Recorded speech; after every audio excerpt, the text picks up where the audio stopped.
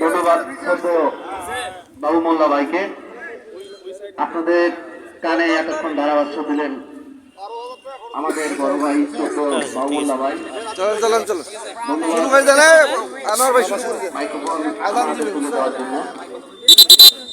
আজকের জাতীয় football tournament বালক অনুর্ধ 17 দ্বিতীয় খেলাটি আপনারা উপভোগ করতে পারছেন।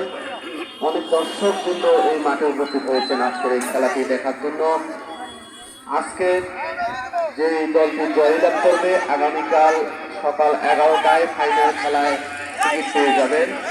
ইতিমধ্যে বড়বাড়ি ইউনিয়ন তারা ফাইনালে টিকিট পেয়ে গেছেন। ফাইনাল খেলার সেই আগামীকাল সকাল 11টায় এই মাঠে অনুষ্ঠিত হবে সেই ফাইনাল খেলাটি।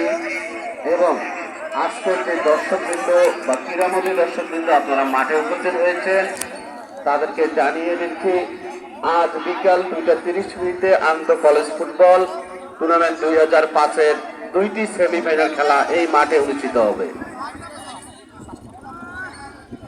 2025-এর 2টি সেমিফাইনাল খেলা অনুষ্ঠিত হবে আন্তঃ কলেজের এই।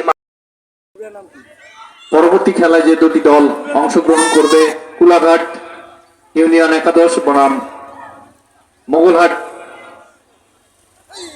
ইউনিয়ন একাদশ, তাদের খেলোয়াড়দের যাবতীয় কাগজপত্র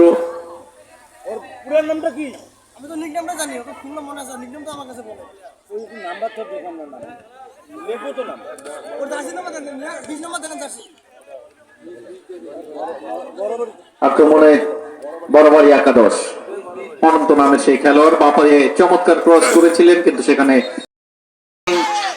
দিয়েছেন ডান প্রান্তে 22 নম্বর জার্সি পরিহিত খেলোয়াড় মহেন্দ্রনগর বড়বাড়ি একাদশ। পার্শ্ব পরিবর্তন করেছেন প্রান্ত থেকে, দিয়েছেন সহযোগী খেলোয়াড়ের উদ্দেশ্যে। এখনো তাদের নিয়ন্ত্রণে বল, সেখানে প্রতিপক্ষের বাধা এবং বল কেড়ে নিয়ে নিয়েছেন। চমৎকার ছোট ছোট পাসে তারা খেলছেন। যথারীতি জার্সি পরে মাঠে অবস্থান করছেন এবং করে বাড়িয়েছেন রিফাতের উদ্দেশ্যে। মোগলহাটের রিফাত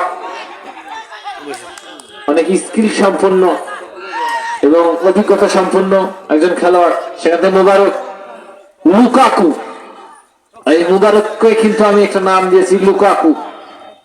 এবং লালমনিরহাটের ছোট ডাকু, বড় ডাকু খেলা দেখছি, ছোট ডাকু খেলছে।